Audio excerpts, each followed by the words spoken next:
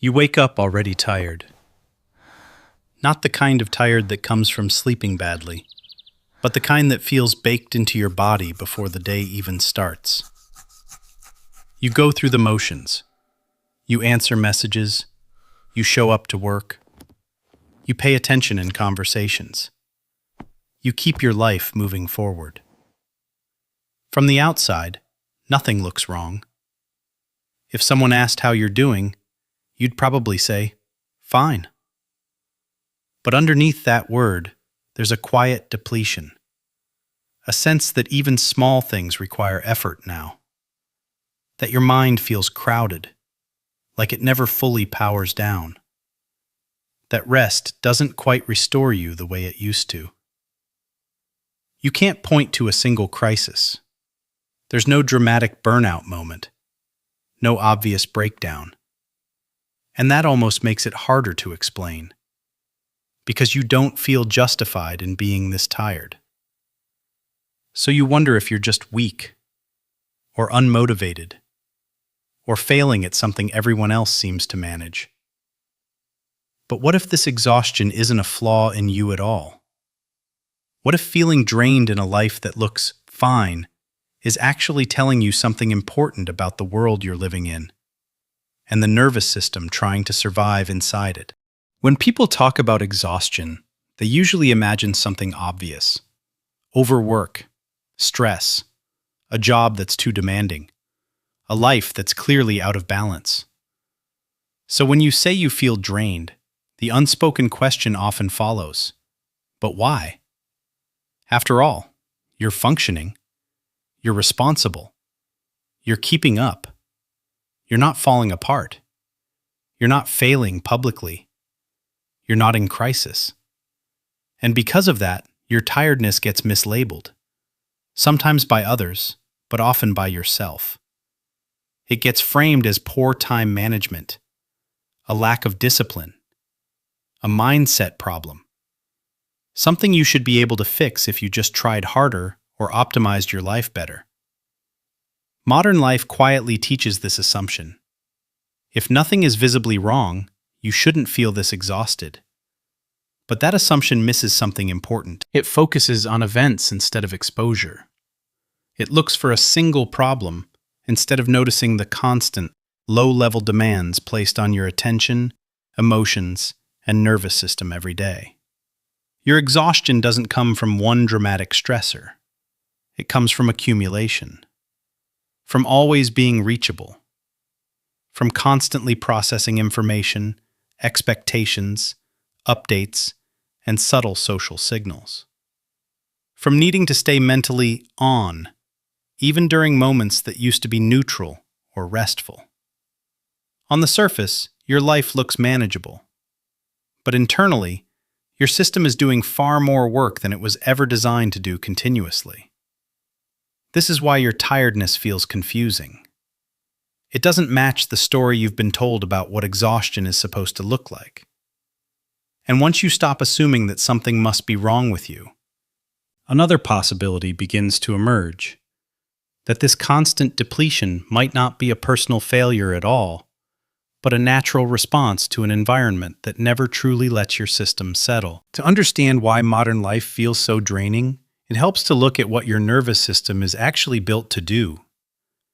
Your brain evolved to respond to meaningful changes: threat or safety, effort or rest, engagement or release. It was designed for rhythm, periods of focus followed by periods of recovery, moments of alertness followed by moments where nothing is demanded of you. Modern life quietly disrupts that rhythm. Instead of clear stress and clear rest, you live in a state of constant low-grade activation.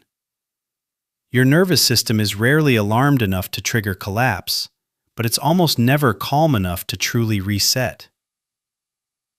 Imagine your brain like a security system that was meant to scan the environment occasionally.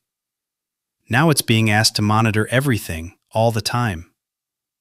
Notifications, background noise, social expectations, unspoken pressure to respond, perform, adapt, stay informed, stay relevant. None of these things are emergencies on their own, but your nervous system doesn't only respond to danger, it responds to load. Every email you don't answer yet, every message you mentally bookmark, every subtle social cue you interpret, every decision, comparison, update, and interruption. They all require regulation, and regulation costs energy. The problem is that this kind of energy expenditure doesn't feel dramatic. It doesn't spike your adrenaline or force you into fight or flight. It just quietly keeps you from fully powering down. So even when you rest, your system stays semi-alert. Even when you sleep, your mind feels like it's still holding something. Even when nothing is happening, there's a background sense of readiness. This is why your exhaustion feels different from physical tiredness. It's not that your body is weak. It's that your nervous system hasn't been given enough true signals of safety and completion. And because this state has become normal, you stop noticing how much effort it takes to maintain it, until the depletion becomes impossible to ignore. Your tiredness isn't a malfunction. It's feedback. A system designed for intermittent demand trying to adapt to continuous input, without ever being told it's allowed to rest. There's a difficult question hiding underneath this exhaustion. Not a harsh one, not an accusing one, just an honest one. Have you been tired because life is overwhelming? Or because you've become very good at staying regulated inside something that never truly lets you stop? For many people, functioning becomes a form of quiet self-protection. You learn how to stay composed. You learn how to keep moving. You learn how to manage yourself just enough to avoid breaking down. And from the outside, that looks like resilience. But inside, it can mean you've adapted to a level of constant strain without realizing it.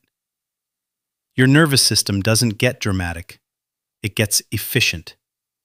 It learns how to suppress signals of overload, how to stay productive while tired, how to meet expectations even when your internal resources are running low. This is where the confusion comes in, because you don't feel stressed in the way stress is usually described. You feel flattened, muted, less responsive to things that used to feel engaging or nourishing. And that can lead to another quiet question. If you can keep going like this, should you?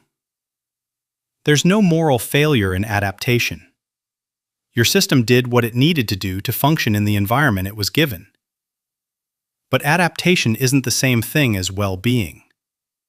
And recognizing that difference doesn't mean something is wrong with you. It means you're starting to listen more closely to the signals you've been overriding. This isn't about blaming modern life. And it isn't about blaming yourself. It's about noticing that exhaustion can exist even in the absence of crisis, especially when your system has learned to survive without asking for much relief. If there's one thing to take from this, it's not a solution or a strategy. It's a shift in how you interpret what you're feeling. Your exhaustion doesn't mean you're failing at modern life. It means your nervous system has been working continuously in an environment that rarely offers true closure. There's dignity in that. It takes intelligence and adaptability to function in a world that demands constant attention without collapsing.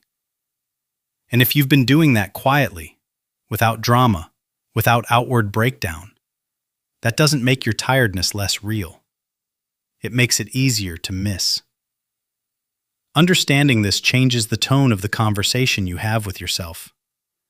Instead of asking, "What's wrong with me?" you might begin asking, "What has my system been carrying for a long time?" That question doesn't demand immediate change. It doesn't require you to withdraw from life or fix yourself. It simply acknowledges that exhaustion can be a rational response to sustained input, subtle pressure, and continuous self-regulation. And when you stop framing your tiredness as weakness, something else becomes possible. A quieter form of self-respect. Not the kind that announces itself, the kind that recognizes limits without shame, that understands adaptation without glorifying suffering. You're not broken for feeling drained in a life that looks fine. You're responding to conditions that were never designed to feel effortless. And noticing that, clearly, calmly, is not the end of your strength. It's the beginning of understanding it.